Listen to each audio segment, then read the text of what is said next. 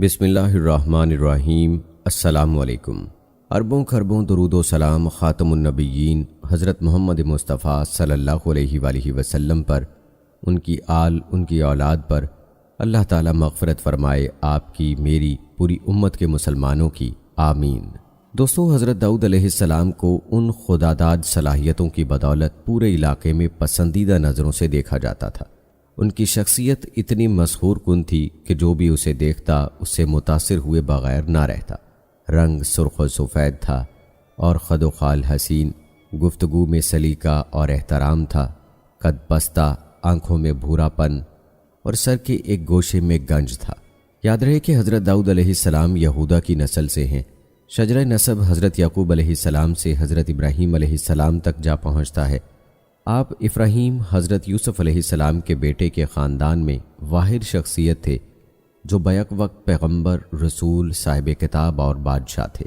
آج کی ویڈیو میں ہم حضرت داؤد علیہ السلام کی زندگی کے مکمل حالات و واقعات آپ کے ساتھ شیئر کریں گے۔ آپ علیہ السلام کے معجزات اور آپ کی سیرت پر تفصیل سے بات کریں گے، اور ساتھ ہی ساتھ دوستو آپ کو بتاتے چلیں کہ حضرت یسع علیہ السلام اور حضرت شمویل علیہ السلام کی زندگی پر بھی بات کریں گے۔ قصص الانبیاء کے حوالے سے ہماری آج کی یہ ویڈیو انتہائی ایمان افروز ہونے والی ہے، تو آپ نے اس ویڈیو کو سکپ کیے بنا آخر تک لازمی دیکھنا ہے۔ دوستو، حضرت داؤد علیہ السلام کی زندگی پر بھی تفصیل سے بات کریں گے، لیکن پہلے حضرت یسع علیہ السلام کی زندگی کے بارے میں آپ کو بتاتے ہیں کہ جن کے بارے میں شاید بہت کم لوگ جانتے ہیں۔ آپ علیہ السلام کا نام مبارک سورہ انعام میں دوسرے انبیاء کرام کے ساتھ مذکور ہے۔ سورہ انعام کی آیت نمبر 86 میں اللہ تعالیٰ فرماتے ہیں، اور اسماعیل کو، یسع کو، یونس اور لوط کو ہم نے ہر ایک کو تمام جہان والوں پر فضیلت دی۔ اسی طرح سورہ صاد میں اللہ تعالیٰ نے فرمایا، اے نبی، اسماعیل، یسع اور ذوالکفل کا بھی ذکر کر دیجئے، یہ سب بہترین لوگ تھے۔ حضرت حسن بصری رحمۃ اللہ علیہ سے روایت ہے، انہوں نے فرمایا، حضرت یسع علیہ السلام حضرت الیاس علیہ السلام کے بعد مبعوث ہوئے۔ انہوں نے اپنی قوم کو اللہ کی طرف بلایا۔ آپ زندگی بھر حضرت الیاس علیہ السلام کی شریعت پر عمل پیرا رہے۔ آپ کی وفات کے بعد قوم میں برائیاں پھیل گئیں، بد کردار لوگوں کو اقتدار مل گیا، سرکش افراد کی تعداد میں اضافہ ہو گیا، جنہوں نے انبیاء کرام علیہ السلام کو شہید کیا، اور ان میں ایک سرکش اور باغی بادشاہ بھی تھا۔ کہا جاتا ہے کہ اسی بادشاہ کی ذمہ داری حضرت ذوالکفل علیہ السلام نے لی تھی کہ اگر وہ توبہ کر لے تو وہ جنت میں داخل ہو جائے گا۔ اسی مناسبت سے حضرت ذوالکفل علیہ السلام کو ذوالکفل یعنی ذمہ داری اٹھانے والا کہا جاتا ہے۔ حافظ ابن عساکر نے آپ کا نسب نامہ اس طرح بیان کیا ہے، الیسع بن عدی بن شوتلم بن افراہیم بن یوسف بن یعقوب بن اسحاق بن ابراہیم خلیل اللہ علیہ السلام۔ بعض علماء نے انہیں حضرت الیاس علیہ السلام کا چچا زاد قرار دیا ہے۔ کہتے ہیں کہ آپ بھی حضرت الیاس علیہ السلام کے ساتھ کوہ قاسیون میں روپوش رہے تھے جب آپ بالبک کے بادشاہ کے شر سے بچنے کے لیے وہاں چھپے ہوئے تھے۔ جب حضرت الیاس علیہ السلام غار سے باہر آئے تو حضرت یسع علیہ السلام بھی ان کے ساتھ اپنی قوم کے سامنے آ گئے۔ پھر جب حضرت الیاس علیہ السلام کو اٹھا لیا گیا تو حضرت یسع علیہ السلام آپ کی جگہ نبوت کا شرف پا کر قوم کی رہنمائی کرنے لگے۔ مورخین فرماتے ہیں، جب بنی اسرائیل نے بڑے بڑے گناہوں کا ارتکاب کیا، حتیٰ کہ انبیاء کرام علیہ السلام کو شہید بھی کیا، تو اللہ تعالیٰ نے ان پر ظالم بادشاہ مسلط کر دیے۔ بنی اسرائیل جب دشمنوں سے جنگ کرتے تھے تو اپنے ساتھ تابوت سکینہ رکھتے تھے، جس میں حضرت موسیٰ علیہ السلام اور حضرت ہارون علیہ السلام کے تبرکات تھے۔ ان کی برکت سے فتح حاصل ہو جاتی تھی۔ پھر اللہ تعالیٰ نے ان کے جرائم کی وجہ سے دشمنوں کو ان پر مسلط کر دیا۔ غزہ اور اسکلان کے باشندوں سے جنگ کے دوران ان سے تابوت سکینہ چھن گیا، اور ان کا بادشاہ اسی غم میں مر گیا، اور بنی اسرائیل بھیڑوں کے اس گلے کی طرح رہ گئے جس کا کوئی نگہبان نہ ہو۔ اللہ تعالیٰ نے شمویل علیہ السلام کو مبعوث فرمایا۔ آپ نے قوم کے مطالبے پر ایک بادشاہ کا تقرر فرمایا۔ امام ابن جریر رحمۃ اللہ علیہ کے قول کے مطابق حضرت یوشع بن نون علیہ السلام کی وفات سے شمویل علیہ السلام کی بعثت تک 460 سال کی مدت گزری۔ تو آئیے دوستو، کیوں نہ حضرت شمویل علیہ السلام کا قصہ بھی آپ کو سنا دیا جائے۔ آپ علیہ السلام کا نسب نامہ یوں ہے، شمویل بن بالی بن القمہ بن یرخام بن لیہو بن تہو بن صوف بن القمہ بن ماس بن اسومہ بن ازریہ۔ حضرت مقاتل فرماتے ہیں، آپ حضرت ہارون علیہ السلام کے ورثاء میں سے تھے۔ حضرت سودی رحمۃ اللہ علیہ فرماتے ہیں کہ جب غزہ اور اسقلان کے عمالقہ بنی اسرائیل پر غالب آ گئے تو انہوں نے بے شمار اسرائیلیوں کو قتل کیا اور ایک بہت بڑی تعداد کو غلام بنا لیا۔ لاوا کے خاندان سے نبوت کا سلسلہ ختم ہو گیا اور اس کی اولاد میں صرف ایک حاملہ خاتون باقی رہ گئیں۔ اس نے اللہ سے دعا کی کہ وہ اسے بیٹا عطا فرمائے۔ اللہ تعالیٰ نے اسے بیٹا عطا کیا تو اس نے بیٹے کا نام شمعون یا شمویل رکھا۔ عبرانی زبان میں اس کا معنی ہے اسماعیل، یعنی اللہ نے میری دعا سن لی۔ جب یہ بچہ کچھ بڑا ہوا تو اس نے بچے کو مسجد بھیجا اور اسے ایک نیک بزرگ کے حوالے کر دیا تاکہ وہ عبادت اور بھلائی کی باتیں سیکھے۔ بچہ جوان ہونے تک اسی بزرگ کے پاس رہا۔ ایک رات وہ سویا ہوا تھا کہ مسجد کے کونے سے ایک آواز آئی تو وہ گھبرا کر اٹھ بیٹھا اور اسے ایسے لگا جیسے اس کے استاد محترم نے بلایا ہے۔ اس نے استاد محترم سے پوچھا، کیا آپ نے مجھے بلایا ہے؟ استاد نے شاگرد کو پریشان دیکھا تو کہا، ہاں سو جاؤ۔ تو وہ سو گیا۔ پھر اسے دوبارہ سہبارہ آواز آئی تو کیا دیکھتا ہے کہ جبرائیل علیہ السلام اسے بلا رہے ہیں۔ وہ اس کے پاس آئے اور کہا، اللہ تعالیٰ نے آپ کو آپ کی قوم کی طرف مبعوث فرمایا ہے، لہٰذا آپ قوم کی طرف گئے۔ اور پھر وہ واقعہ پیش آیا جسے اللہ تعالیٰ نے قرآن مجید کی سورہ بقرہ میں بہت تفصیل سے بیان کیا ہے، جس کا ترجمہ ہے، بھلا تم نے بنی اسرائیل کی ایک جماعت کو نہیں دیکھا جس نے موسیٰ کے بعد اپنے پیغمبر سے کہا کہ آپ ہمارے لیے ایک بادشاہ مقرر کر دیں تاکہ ہم اللہ کی راہ میں جہاد کریں۔ پیغمبر نے کہا کہ اگر تم کو جہاد کا حکم دیا جائے تو عجب نہیں کہ لڑنے سے پہلو تہی کرو۔ وہ کہنے لگے کہ ہم اللہ کی راہ میں کیوں نہ لڑیں گے جبکہ ہم وطن سے خارج اور بال بچوں سے جدا کر دیے گئے ہیں۔ لیکن جب ان کو جہاد کا حکم دیا گیا تو چند اشخاص کے سوا سب پھر گئے، اور اللہ ظالموں سے خوب واقف ہے۔ اور پیغمبر نے ان سے یہ بھی کہا کہ اللہ نے تم پر طالوت کو بادشاہ مقرر کیا ہے۔ وہ بولے کہ اسے ہم پر بادشاہی کا حق کیوں کر ہو سکتا ہے؟ بادشاہی کے مستحق تو ہم ہیں اور اس کے پاس تو زیادہ دولت بھی نہیں۔ پیغمبر نے کہا کہ اللہ نے اسی کو تم پر فضیلت دی ہے اور بادشاہی کے لیے منتخب فرمایا ہے۔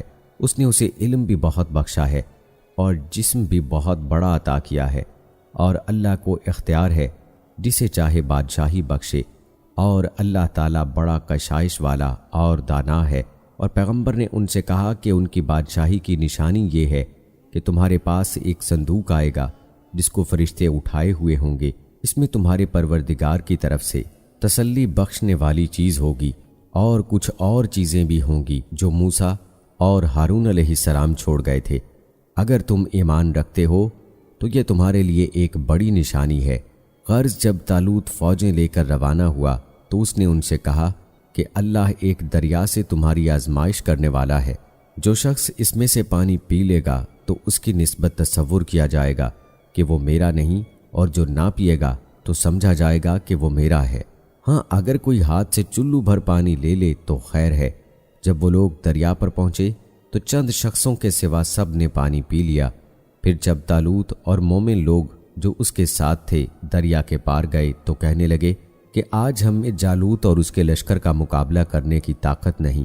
جو لوگ یقین رکھتے تھے کہ ان کو اللہ کے سامنے حاضر ہونا ہے، وہ کہنے لگے کہ بسا اوقات تھوڑی سی جماعت نے اللہ کے حکم سے بڑی جماعت پر فتح حاصل کی ہے، اور اللہ استقلال رکھنے والوں کے ساتھ ہے۔ اور جب وہ لوگ جالوت اور اس کے لشکر کے مقابلے میں آئے تو اللہ سے دعا کی کہ اے پروردگار، ہم پر صبر کے دہانے کھول دے اور ہمیں لڑائی میں ثابت قدم رکھ اور لشکر کفار پر فتح یاب کر۔ پھر طالوت کی فوج نے اللہ کے حکم سے ان کو ہزیمت دی، اور داؤد نے جالوت کو قتل کر ڈالا، اور اللہ نے اس کو بادشاہی اور دانائی بخشی اور جو کچھ چاہا سکھایا، اور اللہ لوگوں کو ایک دوسرے پر چڑھائی اور حملہ کرنے سے ہٹاتا نہ رہتا تو نظام کائنات درہم برہم ہو جاتا، لیکن اللہ اہل عالم پر بڑا مہربان ہے۔ اکثر مفسرین بیان کرتے ہیں کہ ان آیات میں جس نبی کا تذکرہ ہے وہ حضرت شمویل علیہ السلام ہیں۔ بعض کی رائے میں وہ حضرت شمعون علیہ السلام تھے، بعض نے کہا کہ وہ حضرت یوشع علیہ السلام تھے، لیکن درست نہیں، کیونکہ ابن جریر رحمۃ اللہ علیہ کے قول کے مطابق شمویل علیہ السلام کی بعثت حضرت یوشع علیہ السلام کی وفات سے 460 سال بعد ہوئی تھی۔ دوستو، بنی اسرائیل کو طویل عرصہ تک جنگ و جدل میں مشغول رہنا پڑا اور دشمن ان پر غالب آ گئے۔ تب انہوں نے اپنے زمانے کے نبی سے درخواست کی کہ ان کے لیے ایک بادشاہ مقرر کیا جائے تاکہ وہ اس کی قیادت میں متحد ہو کر جنگ کر سکیں، لیکن شموئیل علیہ السلام ان کی کمزوریوں سے واقف تھے، اس لیے فرمایا ممکن ہے جہاد فرض ہو جانے کے بعد تم جہاد نہ کرو۔ انہوں نے کہا بھلا ہم اللہ کی راہ میں جہاد کیوں نہ کریں گے؟ ہم تو اپنے گھروں سے اجاڑے گئے ہیں اور بچوں سے دور کر دیے گئے ہیں، یعنی ہم پر ظلم کیا گیا ہے، ہمیں اپنے بیوی بچوں سے الگ کر دیا گیا ہے، پھر ہم اپنی عورتوں اور بچوں کو آزاد کرانے کے لیے دشمنوں سے کیوں نہ لڑیں؟ اللہ تعالیٰ نے ارشاد فرمایا پھر جب ان پر جہاد فرض ہوا تو سوائے تھوڑے سے لوگوں کے سب پھر گئے، اور اللہ تعالیٰ ظالموں کو خوب جانتا ہے۔ قصے کے آخر میں وضاحت ہے کہ بہت کم لوگ دریا کے پار اتر کر جنگ کے ارادے پر قائم رہ سکے، باقی سب نے جہاد کرنے سے صاف انکار کر دیا۔ انہیں ان کے نبی نے فرمایا اللہ تعالیٰ نے طالوت کو تمہارا بادشاہ بنا دیا ہے۔ حافظ ابن عساکر نے طالوت کا نسب یوں بیان کیا ہے، طالوت بن عمال بن زرار بن یحرب بن الفتی بن ابن بنیامین بن یعقوب بن اسحاق بن ابراہیم علیہ السلام۔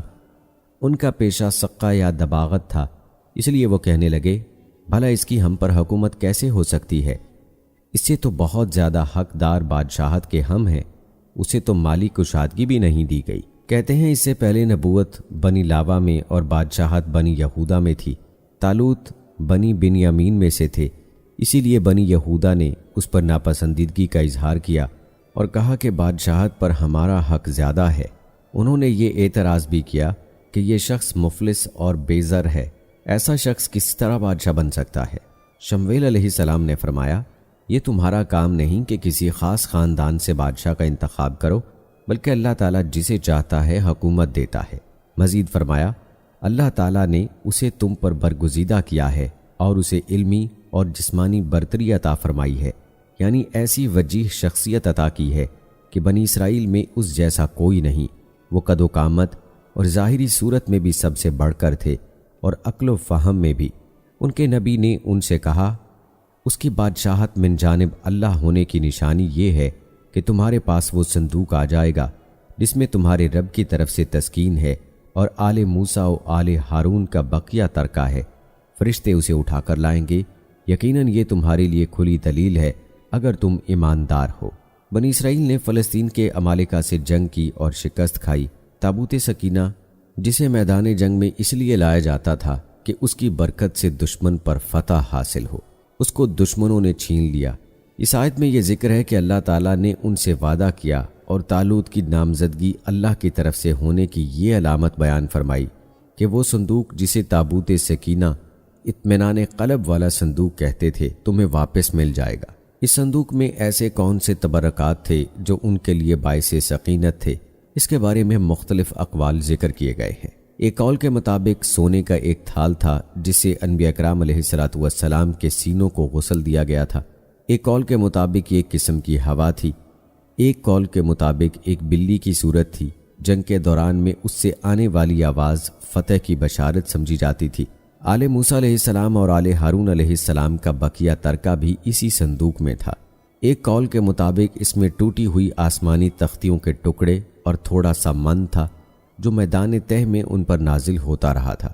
شموئیل علیہ السلام نے تابوت سکینہ کے متعلق قوم سے فرمایا تھا فرشتے اسے اٹھا کر لائیں گے، یعنی تمہاری نظروں کے سامنے فرشتے اسے اٹھا لائیں گے تاکہ قدرت الہی کی ایک نشانی ہو اور یہ ثابت ہو جائے کہ بادشاہ کی یہ نامزدگی واقعی اللہ کی طرف سے تھی۔ اس لیے فرمایا یقیناً یہ تمہارے لیے کھلی دلیل ہے اگر تم ایماندار ہو۔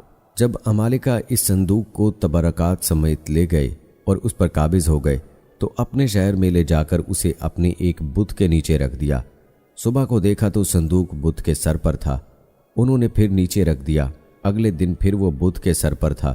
کئی بار ایسا ہونے پر انہیں یقین ہو گیا کہ یہ صورتحال اللہ کی طرف سے ہے۔ انہوں نے صندوق کو شہر سے نکال کر کسی گاؤں میں بھیج دیا تو ان کی گردنوں میں بیماری لگ گئی۔ جب یہ بیماری طویل ہو گئی تو انہوں نے تابوت کو ایک بیل گاڑی میں رکھ کر بیلوں کو ہانک دیا۔ فرشتے انہیں ہانک کر بنی اسرائیل میں لے آئے۔ اس طرح نبی کی بتائی ہوئی بات لفظ بلفظ پوری ہو گئی۔ بائبل میں بھی واقعے کی تفصیل اسی طرح بیان کی گئی ہے اور بہت سے مفسرین نے بھی یہی بات لکھی ہے، لیکن آیت سے بظاہر یہ معلوم ہوتا ہے کہ فرشتے اسے خود اٹھا کر لائے تھے، واللہ عالم۔ جب طالوت لشکروں کو لے کر نکلے تو کہا، سنو، اللہ تمہیں ایک دریا سے آزمانے والا ہے، جس نے اس سے پانی پی لیا وہ میرا نہیں ہے، اور جو اسے نہ چکھے وہ میرا ہے۔ ہاں، یہ اجازت ہے کہ اپنے ہاتھ سے ایک چلو بھر لے۔ حضرت عبداللہ بن عباس رضی اللہ تعالی عنہ اور بہت سے مفسرین اس آیت کی تفسیر کی بابت بیان کرتے ہیں کہ آیت میں مذکور دریا سے مراد دریائے اردن ہے۔ طالوت اور اس کے فوجوں کا واقعہ اللہ کے نبی کے حکم سے یہیں پیش آیا۔ انہوں نے اللہ کے حکم سے فوجیوں کی آزمائش کے لیے یہ حکم دیا تھا کہ جو شخص اس دریا کا پانی پیے گا وہ اس جنگ میں میرے ساتھ نہیں جائے گا۔ میرے ساتھ وہی چل سکتا ہے جو ایک ہاتھ سے چلو بھر پانی سے زیادہ نہ پیے، لیکن ہوا یہ کہ سوائے چند کے باقی سب نے وہ پانی پی لیا۔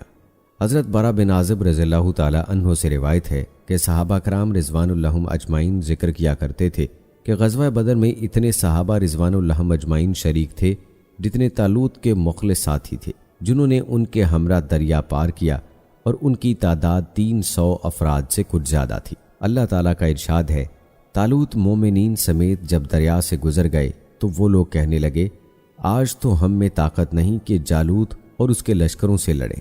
انہیں اپنی تعداد کم دیکھ کر اور دشمن کی تعداد زیادہ دیکھ کر احساس ہوا کہ ہم قلیل اور کمزور ہونے کی وجہ سے دشمن کا مقابلہ نہیں کر سکیں گے۔ لیکن اللہ تعالیٰ کی ملاقات پر یقین رکھنے والوں نے کہا، بسا اوقات چھوٹی اور تھوڑی سی جماعتیں بھی بڑی اور بہت سی جماعتوں پر اللہ کے حکم سے غلبہ پا لیتی ہیں۔ اللہ تعالیٰ صبر والوں کے ساتھ ہے، یعنی ایمان اور یقین رکھنے والے بہادروں اور شاہ سواروں نے انہیں حوصلہ دیا اور جنگ میں کود پڑنے کی ترغیب دی۔ جب ان کا جالوت اور اس کے لشکر سے مقابلہ ہوا تو انہوں نے دعا مانگی، اے ہمارے پروردگار، ہمیں صبر دے، ثابت قدم رکھ اور قوم کفار کے مقابلے میں ہماری مدد فرما۔ مومنوں نے اپنے نبی کے ساتھ دشمنوں کا مقابلہ کرنے کے لیے پیش قدمی شروع کر دی۔ جب دشمن سے سامنا ہوا تو انہوں نے اللہ تعالیٰ سے مدد مانگی۔ انہوں نے دعا مانگی کہ دشمن کے مقابلے میں ثابت قدم رہ سکیں اور جنگ میں ان کافروں پر فتح حاصل ہو جو اللہ کی آیات کا انکار کرتے اور اس کی نعمتوں کی ناشکری کرتے۔ عظمت و قدرت کے مالک نے، جو سننے والا، دیکھنے والا اور ہر شے کی خبر رکھنے والا ہے، دعا قبول کی۔ چنانچہ اللہ تعالیٰ کے حکم سے انہوں نے جالوتیوں کو شکست دے دی، یعنی یہ شکست مومنوں کی طاقت اور تعداد کی وجہ سے نہیں بلکہ اللہ کی توفیق اور مشیت الہی سے ہوئی، کیونکہ دشمنوں کی تعداد تو زیادہ تھی۔ نبی کریم صلی اللہ علیہ وآلہ وسلم اور صحابہ کرام رضوان اللہ اجمعین کو بھی غزوہ بدر میں ایسی ہی معجزانہ فتح حاصل ہوئی تھی، جیسے اللہ تعالیٰ کا ارشاد ہے، جب جنگ بدر میں اللہ تعالیٰ نے عین اس وقت تمہاری مدد فرمائی جبکہ تم نہایت پست حالت میں تھے، اس لیے اللہ ہی سے ڈرو، کسی اور سے نہیں، تاکہ تمہیں شکر گزاری کی توفیق ہو۔ اللہ تعالیٰ کا ارشاد ہے، اور حضرت داؤد کے ہاتھوں جالوت قتل ہوا، اور اللہ تعالیٰ نے داؤد کو مملکت و حکمت اور جتنا کچھ چاہا علم بھی عطا فرمایا۔ اگر اللہ تعالیٰ بعض لوگوں کو بعض سے دفع نہ کرتا تو زمین میں فساد پھیل جاتا، لیکن اللہ تعالیٰ دنیا والوں پر بڑا فضل و کرم کرنے والا ہے۔ اس سے معلوم ہوا کہ حضرت داؤد علیہ السلام بہت بہادر تھے۔ جالوت کے قتل سے اس کے لشکر کو شکست ہوئی اور کفر کا زور ٹوٹ گیا اور اہل ایمان کو غلبہ حاصل ہو گیا۔ دوستو، بات ہوئی حضرت داؤد علیہ السلام کی بہادری کی، تو آئیے آپ کو حضرت داؤد علیہ السلام کا قصہ سناتے ہیں۔ دوستو، آپ کو بتاتے چلیں کہ حضرت داؤد علیہ السلام 965 قبل مسیح فلسطین میں پیدا ہوئے۔ آپ علیہ السلام حضرت ابراہیم علیہ السلام کی نسل میں سے تھے۔ محمد بن اسحاق حضرت وہب بن منبع رحمہ اللہ علیہ کے حوالے سے تحریر کرتے ہیں کہ حضرت داؤد علیہ السلام پستہ قد تھے، آنکھیں نیلی تھیں، جسم پر بال بہت کم تھے، چہرے سے پاکیزگی جھلکتی تھی، نہایت ہمدرد، قوی، بہادر اور نڈر ہونے کے ساتھ حکمرانی اور فیصلہ کرنے کی قوت تحفہ خداوندی میں ملی تھی۔ حضرت داؤد علیہ السلام سے قبل بنی اسرائیل میں نبوت آل لاوا بن یعقوب میں چلی آ رہی تھی، جبکہ بادشاہت دوسرے خاندان یہودا بن یعقوب علیہ السلام میں تھی، لیکن اللہ رب العزت نے پہلی مرتبہ دونوں اعزازات ایک ہی شخصیت میں جمع فرما دیے۔ حضرت داؤد علیہ السلام اللہ کے برگزیدہ نبی اور رسول تھے اور بادشاہ بھی۔ اور یاد رہے کہ انبیاء کرام علیہ السلام میں حضرت آدم علیہ السلام کے بعد حضرت داؤد علیہ السلام ہی وہ پیغمبر ہیں جنہیں قرآن مجید نے خلیفہ کے لقب سے نوازا۔ جیسا کہ سورہ صاد میں اللہ تعالیٰ نے فرمایا، اے داؤد، ہم نے تمہیں زمین پر خلیفہ بنا دیا، تم لوگوں کے درمیان حق کے ساتھ فیصلے کرو۔ دوستو، یہاں حضرت داؤد علیہ السلام کی پہلی فتح کا تذکرہ کرتے ہیں جو کم سنی کی عمر میں آپ علیہ السلام کو حاصل ہوئی۔ کہتے ہیں قوم عمالقہ کے ظالم و جابر بادشاہ جالوت کی فوج کے مقابلے میں صف آرا بنی۔ اسرائیل کے بادشاہ حضرت طالوت کے لشکر میں ایک کم عمر نوجوان بھی اپنی غلیل کے ساتھ شامل تھا، کیونکہ نو عمر ہونے کی وجہ سے اسے اسلحہ نہیں دیا گیا تھا۔ جالوت جسم کو سامان حرب سے سجائے نہایت رعونت اور تکبر سے شاہی سواری پر بیٹھا اہل ایمان کو دعوت مبارزت دے رہا تھا۔ ابھی بنی اسرائیل کا یہ چھوٹا سا لشکر کوئی فیصلہ بھی نہ کر پایا تھا کہ اچانک ان کی صفوں میں موجود ایک کم عمر نوجوان عقاب جیسی برق رفتاری سے باہر نکلا اور جالوت کے سامنے پہنچ کر اسے للکارنے لگا۔ گوشت کے پہاڑ لہیم شہیم اور طویل القامت جالوت نے حیرت کے ساتھ نوجوان کو دیکھا تو حقارت سے بولا، جا، میری آنکھوں کے سامنے سے دور ہو جا، میں تجھے قتل کرنا پسند نہیں کرتا۔ بے خوف نوجوان نے بادشاہ کی آنکھوں میں آنکھیں ڈال کر گرجدار آواز میں جواب دیا، لیکن تجھے قتل کرنا مجھے پسند ہے۔ پھر فلک پر چمکتے سورج کی تیز روشنی میں ارض و سما نے ایک حیرت انگیز منظر دیکھا۔ نوجوان کی غلیل سے گولی کی طرح نکلے پتھر سے جالوت کا متکبر سر پاش پاش ہو چکا تھا اور اس کا طاقتور جسم زمین پر اوندھے منہ پڑا تھا۔ یہ سب اتنا اچانک ہوا کہ جالوت کے اسلحے سے لیس فوج کو سنبھلنے کا موقع ہی نہ ملا اور وہ بدحواس ہو کر بھاگ کھڑی ہوئی۔ یہ نوجوان ایک چرواہا تھا جو سارا دن جنگل میں بکریاں چرایا کرتا اور غلیل سے بکریوں کے قریب آنے والے درندوں کو مار بھگاتا، لیکن قدرت نے تو اس کے لیے بڑے فیصلے کر رکھے تھے۔ اللہ تعالیٰ نے پہلے اسے بنی اسرائیل کا بادشاہ بنایا اور پھر اسے نبوت اور رسالت کے عظیم منصب پر فائز فرمایا۔ جیسا کہ قرآن پاک میں ارشاد ہے، داؤد نے جالوت کو قتل کر ڈالا اور اللہ نے ان کو بادشاہی اور دانائی بخشی اور جن جن چیزوں کا چاہا انہیں علم دیا۔ دوستوں، معلوم ہوا کہ وہ نوجوان حضرت داؤد علیہ السلام تھے اور انہوں نے چھوٹی عمر میں جالوت کو قتل کیا، اور یہ آپ علیہ السلام کی پہلی فتح تھی، جس کے بعد اللہ تعالیٰ نے آپ علیہ السلام کو بادشاہت بھی عطا فرمائی اور نبوت بھی، اور آپ علیہ السلام کو اللہ تعالیٰ نے کتاب یعنی زبور بھی عطا فرمائی۔ قرآن مجید کی سورہ بنی اسرائیل میں ارشاد ہے، اور ہم نے بعض پیغمبروں کو بعض پر فضیلت بخشی اور داؤد علیہ السلام کو زبور عنایت کی۔ اور سورہ نساء میں ارشاد باری تعالیٰ ہے، اور ہم نے داؤد علیہ السلام کو زبور بھی عنایت کی تھی۔ دوستو، امام بغوی رحمۃ اللہ علیہ نے اپنی تفسیر میں لکھا ہے کہ زبور اللہ کی کتاب ہے جو حضرت داؤد علیہ السلام پر نازل ہوئی۔ اس میں 150 سورتیں ہیں جو دعاؤں اور حمد و ثنا پر مشتمل ہے، تاہم ان میں حلال و حرام اور فرائض و حدود کا بیان نہیں۔ زبور کے لغوی معنی پارے یا ٹکڑے کے ہیں۔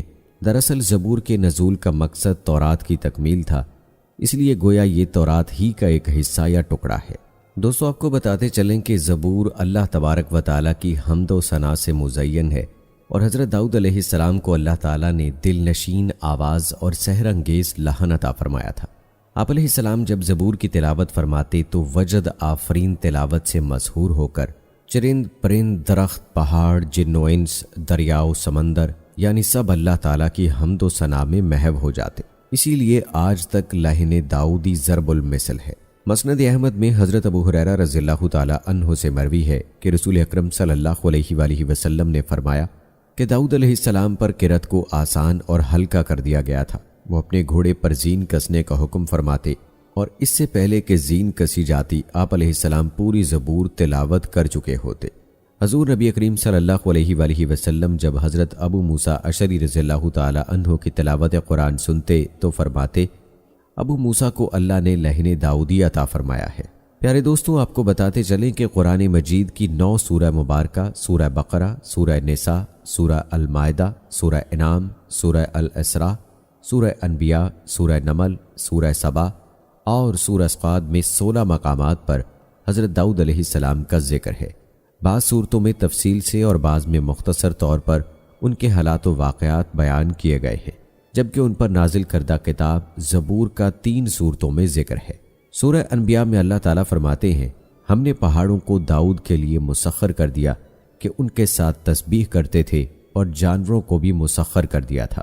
نیز سورہ صاد میں ارشاد ہے، ہم نے پہاڑوں کو ان کے زیر فرمان کر دیا تھا کہ صبح و شام ان کے ساتھ اللہ کی تسبیح کیا کرتے تھے، اور پرندوں کو بھی کہ جمع رہتے تھے، اور سب ان کے فرما بردار تھے۔ مفسرین کے مطابق اللہ تبارک و تعالیٰ نے پہاڑوں، پرندوں اور جانوروں کو حکم دیا تھا کہ جب حضرت داؤد علیہ السلام اللہ تعالیٰ کا ذکر کریں تو وہ سب بھی ان کلمات کو دہرائیں۔ جب وہ زبور کی تلاوت کرتے تو پرندے بھی ہوا میں ٹھہر کر ان کے ساتھ ذکر الہی میں شامل ہو جاتے۔ اسی طرح پہاڑ، شجر اور دیگر جانور بھی ان کے ساتھ اللہ تعالیٰ کی تسبیح کرتے۔ اللہ رب العزت نے پتھروں اور درختوں میں بھی ایک طرح کی زندگی رکھی ہے۔ یہ الگ بات ہے کہ ہمیں اس کا شعور نہیں۔ سورہ بنی اسرائیل کی آیت نمبر 44 میں اللہ تعالیٰ فرماتے ہیں، ساتوں آسمان اور زمین اور جو بھی ان میں ہے وہ سب اسی کی تسبیح کر رہے ہیں، ایسی کوئی چیز نہیں جو اسے پاکیزگی اور تعریف کے ساتھ یاد نہ کرتی ہو۔ ہاں، یہ صحیح ہے کہ تم اس کی تسبیح کو سمجھ نہیں سکتے۔ دوستو، یہ آپ علیہ السلام کا ایک عظیم معجزہ تھا کہ ہر چیز آپ کے ساتھ مل کر اللہ کی تسبیح کرتی تھی، اور اس کے علاوہ بھی اللہ نے آپ علیہ السلام کو معجزات عطا کر رکھے تھے۔ سورہ سبا کی آیت نمبر 10 اور 11 میں اللہ تبارک و تعالیٰ نے حضرت داؤد علیہ السلام کو دوسرا معجزہ یہ عطا فرمایا تھا کہ لوہے کو ان کے لیے موم کی طرح نرم فرما دیا، جیسا کہ اللہ تعالیٰ نے ارشاد فرمایا، اور ان کے لیے ہم نے لوہے کو نرم کر دیا کہ کشادہ زیرہیں بناؤ اور کڑیوں کو اندازے سے جوڑو اور نیک عمل کرو۔ حضرت حسن بصری رحمۃ اللہ علیہ، قتادہ اور اعمش رحمۃ اللہ علیہ فرماتے ہیں کہ اللہ نے لوہے کو ان کے لیے نرم کر دیا، حتیٰ کہ بغیر آگ و بھٹی کے اپنے ہاتھ کے ساتھ اسے ہر طرح سے موڑ لیا کرتے تھے۔ انہیں لوہا موڑنے کے لیے ہتھوڑے کی ضرورت پڑتی اور نہ کسی دوسرے اوزار کی۔ وہ موم کی طرح ہاتھ سے ان کی کڑیاں بنا لیتے تھے۔ حضرت قتادہ رحمۃ اللہ علیہ فرماتے ہیں کہ سب سے پہلے شخص جنہوں نے کڑیوں کی انتہائی محفوظ زرہ بنائی وہ حضرت داؤد علیہ السلام ہیں۔ اس سے پہلے صاف چادر کی زرہیں بنتی تھیں۔ ابن شوذب رحمۃ اللہ علیہ فرماتے ہیں کہ آپ علیہ السلام دن میں ایک زرہ بنا لیا کرتے جو 600 درہم میں فروخت ہوتی تھی۔ دوستو، جہاں تک بات ہے زرہ سازی کی حکمت کی تو اللہ تعالیٰ ارشاد فرماتے ہیں، سورہ انبیاء میں فرمایا، اور ہم نے اسے یعنی داؤد علیہ السلام کو تمہارے لیے لباس بنانے کا ہنر سکھایا تاکہ لڑائی کے ضرر سے تمہارا بچاؤ ہو۔ تفسیر ابن کثیر میں حافظ ابن عساکر رحمۃ اللہ علیہ کی روایت ہے کہ حضرت داؤد علیہ السلام اپنی خلافت کے زمانے میں بھیس بدل کر بازاروں میں جاتے اور لوگوں سے پوچھا کرتے کہ داؤد کیسے آدمی ہیں۔ چونکہ سلطنت میں عدل و انصاف عام تھا اور لوگ آرام و عیش سے رہتے تھے، کسی کو حکومت سے شکایت نہ تھی، اس لیے آپ علیہ السلام جس سے بھی سوال کرتے وہ حضرت داؤد علیہ السلام کی تعریف ہی کرتا۔ اللہ تعالیٰ نے آپ علیہ السلام کی تعلیم کے لیے ایک فرشتے کو انسانی شکل میں بھیجا تو آپ علیہ السلام نے حسب عادت ان سے بھی یہی سوال کیا۔ فرشتے نے جواب دیا، داؤد علیہ السلام بہت اچھے آدمی ہیں، وہ اپنے نفس اور اپنی رعیت کے لیے بھی بہترین ہیں، مگر ان میں ایک عادت ایسی ہے کہ وہ نہ ہوتی تو کامل انسان ہوتے۔ داؤد علیہ السلام نے پوچھا، وہ کیا عادت ہے؟ فرشتے نے کہا، وہ اپنے اور اہل و عیال کے خرچ کے لیے بیت المال میں سے لیتے ہیں۔ یہ بات سن کر حضرت داؤد علیہ السلام نے دعا فرمائی، اے اللہ، مجھے کوئی ایسا کام سکھا دے جو میں اپنے ہاتھ سے کروں اور اس کی اجرت سے اہل و عیال کے اخراجات پورے کر سکوں، عوام کی خدمت اور سلطنت کے تمام کام بلا معاوضہ کروں۔ ان کی دعا قبول ہوئی اور انہیں زرہ بنانے کا ہنر سکھا دیا گیا۔ اور دوستو، اب بات کرتے ہیں آپ علیہ السلام کی عبادت و اطاعت کی۔ قرآن مجید کی سورہ صاد کی آیت نمبر 17 میں اللہ تعالیٰ نے ارشاد فرمایا، ہمارے بندے داؤد علیہ السلام کو یاد کرو جو صاحب قوت تھے اور بے شک وہ رجوع کرنے والے تھے۔ مفسرین فرماتے ہیں کہ اس آیت مبارکہ میں اللہ تعالیٰ نے حضرت داؤد علیہ السلام کے بہت زیادہ عبادت میں مصروف رہنے کی جانب اشارہ فرمایا ہے۔ حدیث مبارکہ میں آتا ہے کہ اللہ تعالیٰ کو سب سے زیادہ محبوب نماز داؤد علیہ السلام کی نماز اور سب سے زیادہ محبوب روزے داؤد علیہ السلام کے روزے ہیں۔ وہ نصف رات تک سوتے، پھر اٹھ کر رات کا تہائی حصہ عبادت میں کھڑے رہتے اور رات کے آخری حصے میں سو جاتے، ایک دن روزہ رکھتے اور ایک دن ناغہ کرتے، جنگ میں فرار نہ ہوتے۔ دوستو، یاد رہے کہ حضرت داؤد علیہ السلام اپنے زمانے میں لوگوں کے مقتداء و پیشوا تھے۔ آپ علیہ السلام عدل و انصاف اور زہد و تقوی میں مشہور تھے۔ آپ علیہ السلام بے مثال خطیب بھی تھے اور خطبات میں حمد و ثنا کے بعد اما بعد سب سے پہلے انہوں نے ہی کہنا شروع کیا۔ دوستو، اللہ تعالیٰ نے حضرت داؤد علیہ السلام کو نبوت اور رسالت کے ساتھ حکومت بھی عطا فرمائی تھی اور آپ علیہ السلام کو بہت سے اوصاف حمیدہ سے نواز رکھا تھا۔ آپ علیہ السلام فن خطابت کے ماہر تھے، جبکہ آواز بھی خوبصورت پائی تھی، لہٰذا درس و تبلیغ اور واعظ و نصیحت کے ذریعے بنی اسرائیل میں جذبہ جہاد ابھارا اور انہیں کفار و مشرکین کے ساتھ جنگ پر آمادہ کیا، جیسا کہ سورہ صاد کی آیت نمبر 20 میں اللہ تعالیٰ نے فرمایا، اور ہم نے اس یعنی داؤد علیہ السلام کی حکومت کو مضبوط کیا اور انہیں حکمت، نبوت اور فیصلے کی قوت عطا فرمائی۔ روایات میں آتا ہے کہ بہت تھوڑے عرصے میں فلسطین، عراق، شام، دمشق، شرق اردن اور خلیج عقبہ سے فرات تک جزیرۃ العرب کے بیشتر علاقے ان کے زیر نگیں آ چکے تھے۔ پیارے دوستو، اب بات کرتے ہیں بنی اسرائیل پر اللہ کے عذاب کی، جو نافرمان بندر اور خنزیر بن گئے۔ اس حوالے سے قرآن پاک میں اللہ تبارک و تعالیٰ نے سورہ بقرہ کی آیت نمبر 65 میں ارشاد فرمایا، اور تم ان لوگوں کو خوب جانتے ہو جو تم میں سے ہفتے کے دن مچھلی کا شکار کرنے میں حد سے تجاوز کر گئے تھے، تو ہم نے ان سے کہا ذلیل و خوار بندر ہو جاؤ۔ دوستو، مفسرین کے مطابق صورت مسخ ہونے کا یہ واقعہ حضرت داؤد علیہ السلام کے زمانے میں پیش آیا۔ بنی اسرائیل کے لیے ہفتے کا دن صرف عبادت کے لیے مخصوص تھا، اور اس دن مچھلی کے شکار سمیت ہر دنیاوی کام ممنوع تھا۔ لیکن سمندر کے کنارے آباد مچھلی کے شوقین ان لوگوں نے حکم کی نافرمانی کی، جس پر اللہ تعالیٰ نے ان کی شکلوں کو مسخ کر دیا، اور پھر 3 دن بعد وہ سب لوگ مر گئے۔ تفسیر قرطبی میں ہے کہ یہود نے شروع میں تو ہیلے بہانے کر کے مچھلیاں پکڑیں، پھر عام طور پر شکار کرنے لگے، تو ان میں 2 جماعتیں ہو گئیں۔ ایک جماعت میں علماء و صلحاء تھے جو انہیں اس کام سے روکتے، جبکہ دوسری جماعت نافرمان افراد پر مشتمل تھی۔ پھر بستی کے بھی 2 حصے کر لیے گئے اور ان کے باہمی تعلقات منقطع ہو گئے۔ ایک روز محسوس ہوا کہ جس حصے میں نافرمان رہتے ہیں وہاں بالکل سناٹا ہے۔ جب وہاں جا کر دیکھا گیا تو وہاں رہنے والوں کی صورتیں مسخ ہو چکی تھیں۔ حضرت قتادہ رحمۃ اللہ علیہ فرماتے ہیں کہ ان کے جوان، بندر اور بوڑھے خنزیر بنا دیے گئے تھے، مگر وہ اپنے رشتہ داروں انسانوں کو پہچانتے تھے اور ان کے قریب آ کر روتے تھے۔ یہاں پر ایک بات جو سمجھنا ضروری ہے وہ یہ ہے کہ ممسوخ قوم کی نسل نہیں چلا کرتی، اور اسی حوالے سے حضرت عبداللہ بن مسعود رضی اللہ تعالی عنہ سے صحیح مسلم میں منقول ہے کہ بعض لوگوں نے اپنے زمانے کے بندروں اور خنزیروں کے بارے میں حضرت صلی اللہ علیہ وآلہ وسلم سے دریافت کیا کہ کیا یہ وہی مسخ شدہ شکلوں والے یہودی ہیں؟ آپ صلی اللہ علیہ وآلہ وسلم نے فرمایا، اللہ تعالیٰ جب کسی قوم میں مسخ صورت کا عذاب نازل کرتے ہیں تو ان کی نسل نہیں چلتی، بلکہ چند روز میں ہلاک ہو کر ختم ہو جاتے ہیں۔ بندر اور خنزیر دنیا میں پہلے ہی سے موجود تھے۔ اور دوستو، آئیے آخر میں بات کرتے ہیں کہ حضرت داؤد علیہ السلام کے قصے سے ہمیں کیا سبق ملتا ہے۔ تو بتاتے چلیں کہ حضرت داؤد علیہ السلام کے قصے سے اہل ایمان کو شجاعت و بہادری کا درس ملتا ہے۔ میدان جنگ میں روسائے کفار کی للکار پر بہادر و شجاع مسلمانوں کا مبارزت کے لیے میدان میں کودنا ہمیشہ سے مسلمان شیر دل جوانوں کا محبوب مشغلہ رہا ہے۔ حضرت طالوت اپنی فوج کو لے کر جالوت کے سامنے صف آرا ہوئے تو وہ نہایت تکبر و غرور کے ساتھ سامنے آیا اور مسلمانوں کو مبارزت کے لیے پکارنے لگا۔ اس نے یہ چیلنج بھی کیا کہ اگر وہ مغلوب ہو گیا تو اس کی قوم مسلمانوں کی غلام ہو جائے گی، اور اگر وہ کامیاب ٹھہرا تو مسلمان اس کے غلام بن جائیں گے۔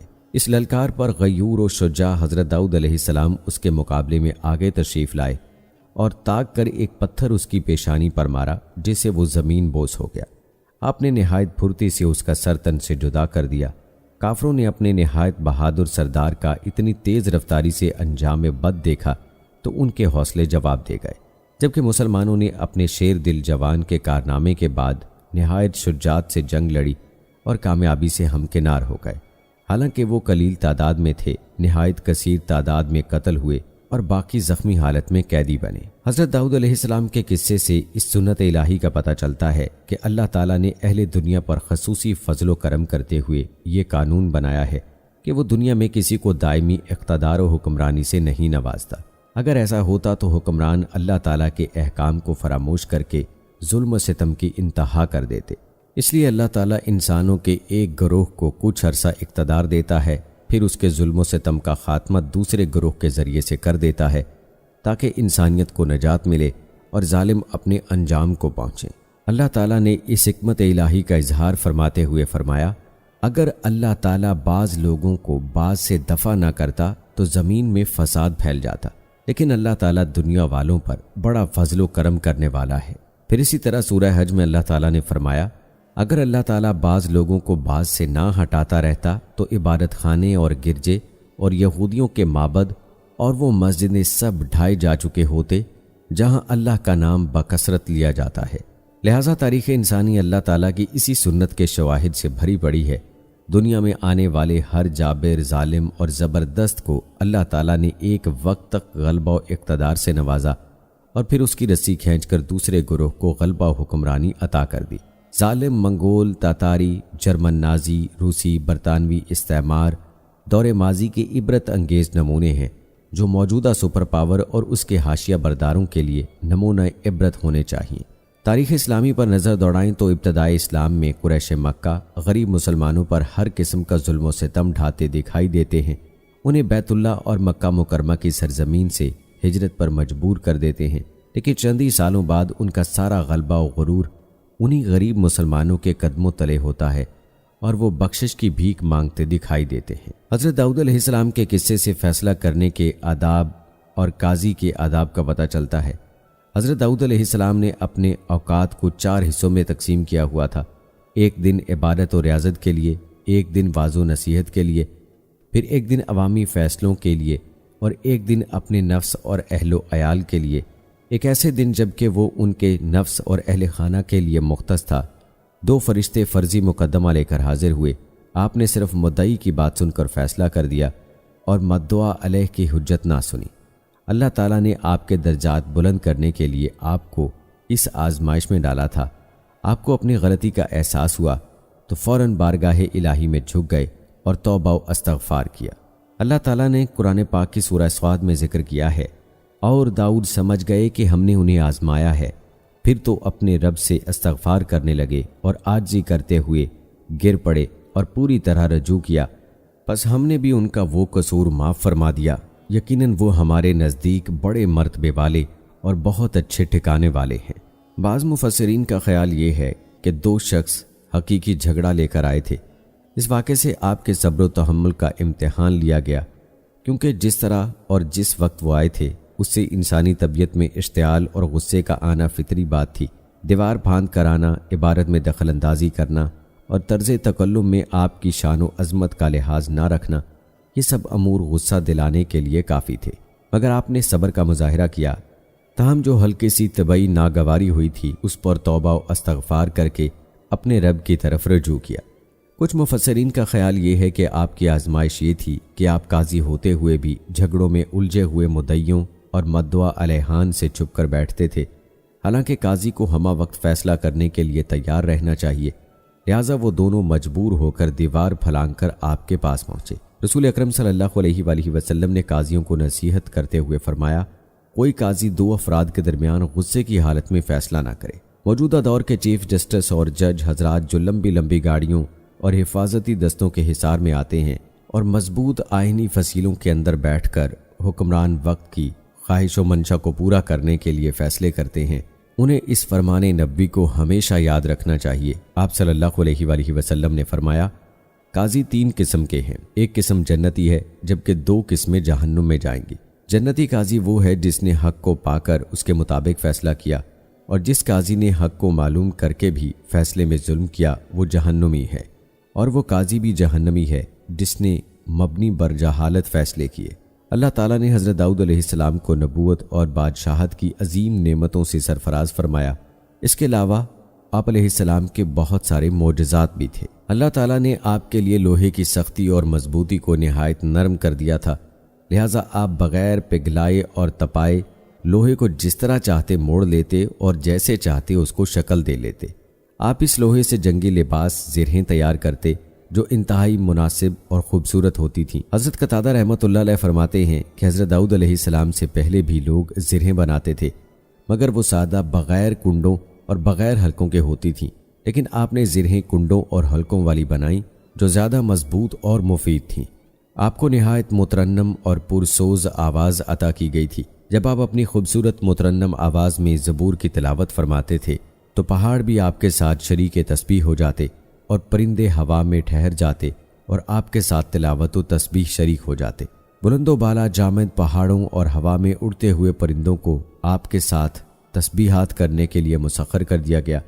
حضرت داؤد علیہ السلام کے واقعے سے اہل ایمان کو اللہ تعالیٰ کی زیادہ سے زیادہ عبادت کرنے کا درس ملتا ہے۔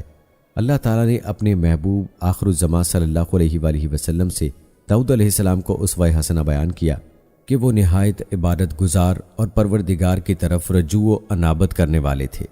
اللہ تعالیٰ نے سورہ سعد میں ارشاد فرمایا، اور اے نبی ہمارے بندے داؤد کو یاد کرو جو بڑی قوت والا تھا، یقیناً وہ بہت رجوع کرنے والا تھا۔ آپ کی قوت سے دینی قوت صلابت مراد ہے، لہٰذا رسول اکرم صلی اللہ علیہ وآلہ وسلم نے اپنی امت کو حضرت داؤد علیہ السلام کے اسوہ حسنہ کو اختیار کرنے کی ترغیب دلائی ہے۔ آپ کا ارشاد گرامی ہے، اللہ تعالیٰ کو سب سے زیادہ محبوب نماز داؤد علیہ السلام کی ہے اور سب سے زیادہ محبوب روزے داؤد علیہ السلام کے روزے ہیں۔ وہ نصف رات تک سوتے، پھر اٹھ کر تہائی رات کا قیام کرتے اور پھر اس کے چھٹے حصے میں سو جاتے۔ ایک دن روزہ رکھتے اور ایک دن ناغہ کرتے۔ دور حاضر کے غافل مسلمانوں کے لیے اس فرمان نبوی میں شاندار رہنمائی موجود ہے۔ اسوہ حسنہ سے محروم ایک طبقہ رات بھر فلموں، گانوں اور لہو و لعب کے دیگر مشاغل میں مصروف رہ کر اپنے رب کی عبادت سے محروم ہو جاتا ہے، جبکہ اسوہ حسنہ سے غافل ایک دوسرا طریقہ رات بھر نوافل پڑھتا رہا اور لگاتار روزے رکھ کر اپنے تقوی کا اظہار کرنا چاہتا ہے۔ حالانکہ اسوہ حسنہ سے محرومی و غفلت دونوں ہی دین و دنیا کے لیے مضر ہیں۔ اگر پہلا طبقہ تباہی کی راہ پر چل رہا ہے تو دوسرا طبقہ گمراہی کی روش اپنائے ہوئے ہے۔ اللہ تعالیٰ مسلمانوں کو اپنے انبیاء کرام علیہ الصلوۃ والسلام کے اسوہ حسنہ پر عمل کی توفیق عطا فرمائے، آمین ثم آمین۔ اور دوستو اب بات کرتے ہیں حضرت داؤد علیہ السلام کے وصال کی۔ روایات کے مطابق حضرت داؤد علیہ السلام نے 100 سال کی عمر میں وفات پائی۔ آپ نے وسیع و عریض سلطنت پر 40 سال حکومت کی، جیسا کہ حضرت ابن عباس رضی اللہ تعالی عنہ سے مروی ہے کہ حضرت داؤد علیہ السلام ہفتے کے دن اچانک وفات پا گئے اور پرندوں کی ٹکڑیاں ابر کی طرح ان پر سایہ فغن تھیں۔ آپ علیہ السلام کے جنازے میں شریک صرف علماء بنی اسرائیل کی تعداد 40,000 تھی، جبکہ عوام الناس کی کثیر تعداد اس کے علاوہ تھی۔ بنی اسرائیل میں حضرت موسیٰ علیہ السلام اور حضرت ہارون علیہ السلام کی وفات کے بعد اس قدر رنج و غم کسی اور کی وفات پر نہ ہوا تھا۔ تو دوستو یہ تھی ہماری آج کی ویڈیو، جس میں ہم نے آپ کو تفصیل کے ساتھ حضرت عیسیٰ علیہ السلام، حضرت شمویل علیہ السلام اور حضرت داؤد علیہ السلام کا قصہ سنایا۔ امید کرتے ہیں کہ آپ کو ہماری آج کی یہ ویڈیو پسند آئی ہوگی۔ آج کی اس ویڈیو کے متعلق اپنی رائے کا اظہار کمنٹ باکس میں لازمی کیجیے گا۔ اور دوستو ہماری قصص الانبیاء کے حوالے سے ویڈیوز آپ کو کیسی لگ رہی ہیں، اس حوالے سے بھی اپنی رائے کمنٹ باکس میں ضرور دیجیے گا۔ اگر آپ نے ابھی تک ہمارا چینل سبسکرائب نہیں کیا ہے تو ابھی سبسکرائب کر لیں، ساتھ میں بیل نوٹیفیکیشن کو بھی ضرور آن کر لیجیے گا تاکہ لیٹسٹ اپلوڈ ہونے والی ویڈیوز آپ تک بر وقت پہنچتی رہیں۔ ملتے ہیں اگلی ویڈیو میں، تب تک کے لیے مجھے اجازت دیں، فی امان اللہ۔